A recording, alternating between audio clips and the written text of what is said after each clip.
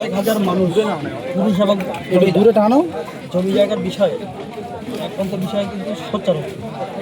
দেখুন, আজকের এই যে এখানে আসলাম, এই জায়গার পুরো ঠিকানাটাও জানতে হবে, কারণ আপনারা যারা সোশ্যাল মিডিয়া আছেন সবার সামনে অন ক্যামেরায় একদম রেকর্ড সহ বলতে চাইছি, এটা হলো দক্ষিণ 24 পরগনা ক্যানিং সাব ডিভিশনের জীবনতলা থানার অধীনে তাম্বুলদা অঞ্চল। এই এলাকার নাম হলো টেকর মোড় বলে পরিচিত। এখানে এসে দেখলাম যারা জাত নিয়ে বিভাজন তৈরি করছিল তাদের বলবো, আপনারা ক্যামেরার বিভিন্ন চ্যানেল যারা বন্ধুরা আছেন ডিজিটাল মিডিয়ার, প্রত্যেকের চ্যানেলটা ফলো করুন, বাংলার সর্বোচ্চ মানুষের কাছে পৌঁছান। এখানে খেটে খেকো এসটি এসসি ওবিসি অর্থাৎ পিছিয়ে পড়া যন্ত্রণা গ্রামের ক্ষুধার্ত কৃষকরা, গ্রামের ঘাম ঝরানো মাথার ঘাম পায়ে ফেলা সেই কৃষকরা, শ্রমিকরা, চাষিরা, তারা আজকের এখানে বসেছে। কেন? তারা সরকারের কাছে কোটি টাকা চাওয়ার জন্য নয়, তারা চেয়েছে 1985 সাল থেকে যে জমিটা তারা কৃষি জমি হিসাবে ব্যবহার করে এসেছে, অর্থাৎ বাড়ি বৃদ্ধ বয়স্ক জ্যেষ্ঠ ছেলে মেয়েদের মুখের অন্ন তুলে দেওয়ার জন্য বিভিন্ন রকম শাক সবজি, ধান চাল ইত্যাদি বিভিন্ন ফসল তারা ফলিয়েছে। সেই উর্বর নদীর চর থেকে যারা জমি কৃষি জমি তৈরি করে তুলেছে, সেই চাষযোগ্য জমিটা যারা কেড়ে নিতে চাইছেন তারা আর অন্য কেউ নয়। এখানে আসার পরে সেটা পরিষ্কার হলাম যে তারা বর্তমান সরকারের ছত্রছায়া থাকা কিছু গোপন সমাজ বিরোধী দালাল বলা যায়। অর্থাৎ বিজেপির কিছু মানুষ যারা বিজেপির ঝান্ডা ধরে বিজেপিকে সামনে রেখে এই অসহায় চাষি কৃষকদের পেটে লাথি মারতে চাইছে। তাদের হয়ে এক শ্রেণীর জমিদার যোদ্ধার যাদের কাছে কিছু টাকার বিনিময় হাজার গরিবের পেটে লাথি মারতে চাইছে, ক্ষুধার্ত মানুষের গাড্ডায় ফেলতে চাইছে। এদিকে দাঁড়িয়ে আমি হোসেন গাজী একজন মানবাধিকার কর্মী হিসাবে পশ্চিমবঙ্গের মাননীয় মুখ্যমন্ত্রী, মাননীয় পুলিশ মন্ত্রী এবং মাননীয় পঞ্চায়েত মন্ত্রী আইনমন্ত্রীর কাছে দৃষ্টি আকর্ষণ করে বলতে চাই, দক্ষিণ 24 পরগনা জীবনতলা থানার অধীনে তাম্বুলদা অঞ্চলের এই যে হিন্দু মুসলমান দলিত আদিবাসী মা দাদা ভাই বোনেরা যারা দীর্ঘ 45 বছর 40 বছর এই জমিগুলো কৃষি জমি হিসেবে ব্যবহার করে এসেছেন এবং 1977 সালে নতুন সরকার বামপন্থী সরকার থাকতে দীর্ঘ 35 বছর তারা এই চাষিদের অধিকার দিয়েছিল। তারপরে নতুন আবার তৃণমূল পরিচালিত সরকার থাকতেও তাদের দ্বারাই 15 বছর সরকার গেছে, কিন্তু এখন আবার দেখলাম আবার নতুন পরিবর্তন হওয়ার পরে সেই সরকারের নাম ব্যবহার করে কিছু স্বার্থপর মানুষ দালাল তারাই চাষিদের সঙ্গে আন্ডারস্ট্যান্ডিং করে গরিব কৃষকদের উৎখাত করতে যাচ্ছে। তাই আমি মাননীয় রাজ্য সরকারের ভূমি সংস্কার দপ্তর এবং পঞ্চায়েত মন্ত্রী, আইনমন্ত্রী, মুখ্যমন্ত্রী, পুলিশ মন্ত্রীর কাছে দৃষ্টি আকর্ষণ করে বলতে চাই, কড়া হাতে আপনারা ব্যবস্থা নিন যাতে এই কৃষক একজনকে উচ্ছেদ না হয়, যাতে এই চাষি কেউ না উচ্ছেদ হয়। এখানকার হিংসামুক্ত সুস্থ সমাজ গড়তে সর্বস্তরের মানুষ তারা ঐক্যবদ্ধ নিজের অধিকার নিয়ে চাষ জমি চাষযোগ্য হয়ে বাঁচতে পারে, সেভাবে এসডিওর একটা ভূমিকা থাকে এবং বিএলআরের ভূমিকা থাকে, তার সাথে থানার বড়বাবু এবং এসডিপিও তাদের ভূমিকা থাকে, তারা সেই ভূমিকা নিয়ে বিটমাট করবে, এটা আমরা আশা রাখছি এবং আপনাদের মাধ্যম দিয়ে আমি দাবি রাখছি।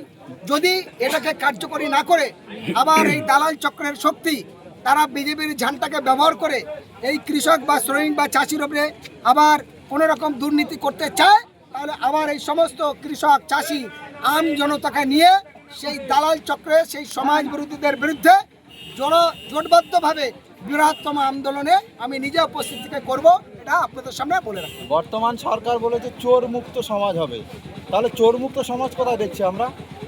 এখন সরকারি আসার পরে সে বর্তমান সরকারের যারা পরিচালিত বিভিন্ন ডিপার্টমেন্টের মন্ত্রী আছে বা জনপ্রতিনিধি বা বিধায়ক বা সাংসদ, তাদের একটা কথা মাথায় রাখতে হবে, এই দেশের সংবিধান সকলকে সমান অধিকার দিয়েছে।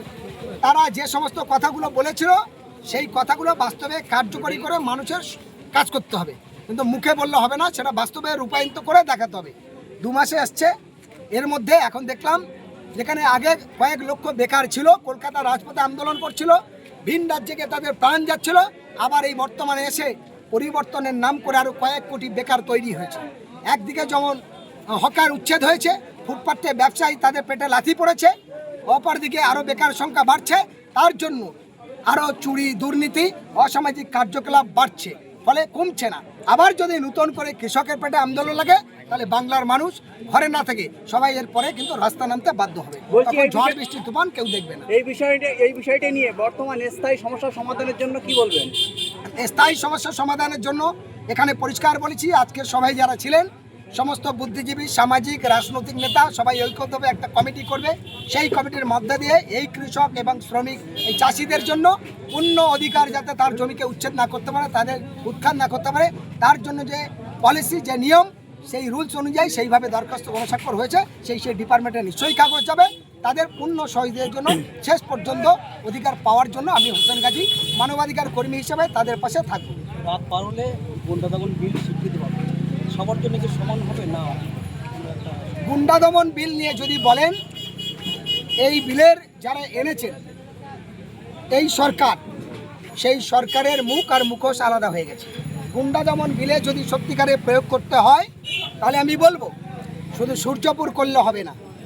আপনারই দলের পঞ্চায়েত মন্ত্রী তিনি নিজেই গুন্ডা দমন বিরোধীকে উস্কানিমূলক বক্তব্য, তার বিরুদ্ধে কি আপনারা ব্যবস্থা নেবেন? আপনার দলের নেতা কর্মীরা প্রকাশ্য জয় শ্রীরাম বলে বা দলের নাম করে বা জিহাদি বলে অন্য মুসলিম, অন্য দলিত, অন্য গরিব, অন্য শ্রমিকদের উপরে আক্রমণ হচ্ছে, সেই আওতায় তারা আসবে তো? আমি দেখলাম সূর্যপুরের কেস নিয়ে 207 জনের নামে বিভিন্ন ধারা দিয়ে, সেকশন দিয়ে তাদের মামলা দেওয়া হচ্ছে। ইতিপূর্বে প্রায় 80 জন মতো অ্যারেস্টে, কিন্তু বারুইপুরের ঘটনায় বাচ্চা ছেলেরা খেলা করতে গিয়ে তারা দুর্ঘটনায় একজন প্রাণ গেছে, সেটা দুঃখজনক। আমি তার মায়ের আত্মার শান্তি কামনা করি।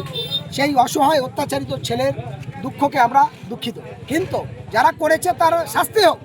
কিন্তু সেখানে দেখলাম জিহাদি চিৎকার করলেন, মুসলমানদের নামে গালাগালি করলো, মুসলমান ধর্মের যে যাকে বেশি মানি আমাদের উপর আল্লাহ, তার নামে বলল, বিস্কিট নোংরা ভাষা, ল্যাঙ্গুয়েজ তাদের ব্যবহার করছে। কিন্তু পুলিশ অত্যাচারিত হয়েছে, হসপিটাল ভাঙচুর হয়েছে। গুন্ডা দমনে বিলের মুখ্যমন্ত্রী, পুলিশ মন্ত্রী এবং আইনমন্ত্রীর কোনো বয়ান পাওয়া যায়নি। কমিশনার এসেছেন, এখনও পর্যন্ত বারুইপুর জেলার মধ্যে সব কিছু আছে, থাকার পরে এসডিপিও, সিআই, আইসি এবং অ্যাডিশনাল এসপিদের কোনো বয়ান পাওয়া যায়নি। সমস্ত ডিপার্টমেন্ট স্তব্ধ। কেন? এগুলো নিরপেক্ষ ভূমিকা পালন করা, এটা আমার দেশের সংবিধান সকলকে দিয়েছে। আর মানুষ পৃথিবী থেকে চলে যাবে, যেমন কর্ম করবে তেমন ফল। সুতরাং আমার এখানে বাংলার শান্তি, সংহতি, সম্প্রীতির স্বার্থে সরকার, পুলিশ, আইবি, ডিআইবি, গোয়েন্দা সকলকে নিরপেক্ষ ভূমিকা নেওয়ার জন্য আবেদন রাখছি। বারুইপুর কাণ্ডে গণপিটুনিতে মৃত ব্যক্তির পরিবার পেল আর্থিক সাহায্যের সাথে সাথে চাকরি। যে নির্যাতিতা হলো বা গণধর্ষণে মৃত হলো যে মেয়েটির, তার পরিবার কিছু পেল না, এই বিষয়ে কি বলবেন? দেখুন, তার পরিবারের সঙ্গে সরকারের গোপন একটা চুক্তি হয়েছে। ওই পরিবারের উদ্দেশ্যে আমি বলতে চাই, মনে রাখবেন, অভয়াকাণ্ডের জন্য বাংলা জুড়ে আন্দোলন হয়েছে, তবে কিন্তু অভয়ের আন্দোলনটা এসছে। দুর্ভাগ্যের বিষয়, সেই অভয়াকাণ্ডের রাজ্যের পুলিশ মন্ত্রী, মুখ্যমন্ত্রী তার মায়ের বিচার দিতে পারেনি। তার নিজের যে প্রিয় ছিলেন মুখ্যমন্ত্রীর, তার নিজের প্রিয় যে তাকে গুলি করে হত্যা করলেন, তার হত্যাকারী কারা, সেই পুলিশ মন্ত্রী এবং মুখ্যমন্ত্রী তার নিজের প্রিয়ের বিচার দিতে পারেননি। সুতরাং এই যার যে নাবালিকা ধর্ষণ হয়ে খুন হয়েছে, তার জন্য আমরা সবাই রাস্তায় নেমেছি। গোটা বাংলা জুড়ে মানুষ দুঃখিত, কোনো জাত নাই ধর্ম না, সবাই প্রতিবাদ করেছে। এখন সেই পরিবারের বাড়ির মানুষ মনে হচ্ছে কিছু আত্মগোপন করছে বা লুকাচ্ছে, যার কারণে ওখানে আরও বহু সমস্যা নতুন করে তৈরি হওয়ার সম্ভাবনা তৈরি হয়েছে। আমি সরকার এবং পুলিশের কাছে দৃষ্টি আকর্ষণ করে বলি, নিরপেক্ষভাবে এই জায়গাটা দেখুন। বহু সাধারণ মানুষ, খেটে মানুষ, তারা আতঙ্কিত হয়ে এলাকা ছাড়ছে, এটা যাতে না হয় সেই দিকে আপনারা দেখুন। ঠিক আছে।